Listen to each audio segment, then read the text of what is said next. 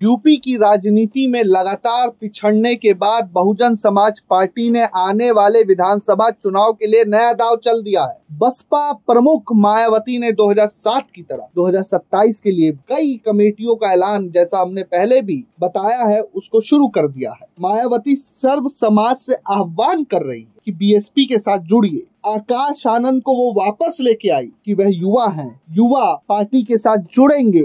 वापस से मायावती ये चाह रही है कि दलित और ब्राह्मण एक साथ जुड़े, जिसने उनको 2007 में सत्ता के शिखर तक, यूपी के सत्ता के शिखर तक पहुंचाया। इस बार मायावती की नजर ब्राह्मणों के साथ साथ पिछड़े यानी ओबीसी समाज पर भी है। मायावती ने पिछड़े समाज की विशेष बैठक बुलानी भी शुरू कर दी है। दिल्ली में भी उन्होंने बैठक की थी। पिछड़ा समाज मायावती के अब केंद्र में है कि लगातार वह पिछड़ा समाज को साधने की कोशिश कर रही है। मायावती ने तो यहाँ तक कह दिया है कि दलितों की तरह ही अन्य पिछड़े वर्गों के प्रति केंद्र व राज्य सरकारों के जातिवादी, द्वेषपूर्ण, हीन व संकीर्ण रवैये के कारण उनकी हर स्तर पर उपेक्षा, शोषण, तिरस्कार होता है। इन सब का अपमान उन्हें झेलते रहना पड़ता है। इसके मुक्ति के लिए डॉक्टर भीमराव अंबेडकर के संघर्ष के अनुरूप बहुजन समाज के सभी अंग को आपसी भाईचारा के आधार पर संगठित राजनीतिक शक्ति बनकर वोटों की ताकत से सत्ता की मास्टर चाबी प्राप्त करनी पड़ेगी। लगातार मुख्यालयों पर बैठक हो रहे हैं। हाल ही में जिस तरीके से आजम खान को लेकर मायावती का सॉफ्ट रवैया देखने को मिला, वह कहीं ना कहीं इस बात की ओर इशारा तो जरूर करता है कि मायावती ये समझ चुकी है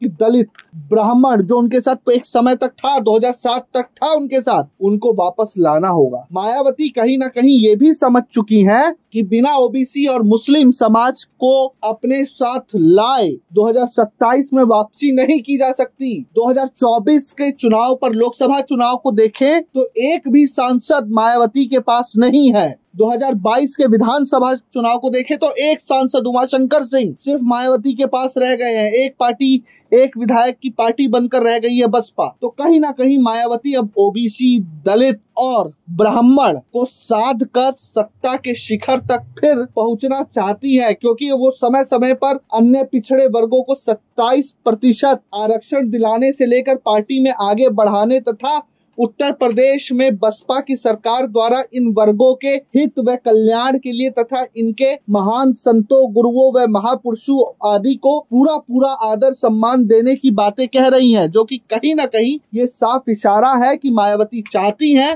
कि फिर से ये सभी वर्ग बीएसपी के साथ जुड़े और 2027 में उनको सत्ता के शिखर तक पहुंचाए। अब देखना है कि कितना लोग जुड़ते हैं मायावती के साथ दोबारा। Bureau report, प्रजाहित।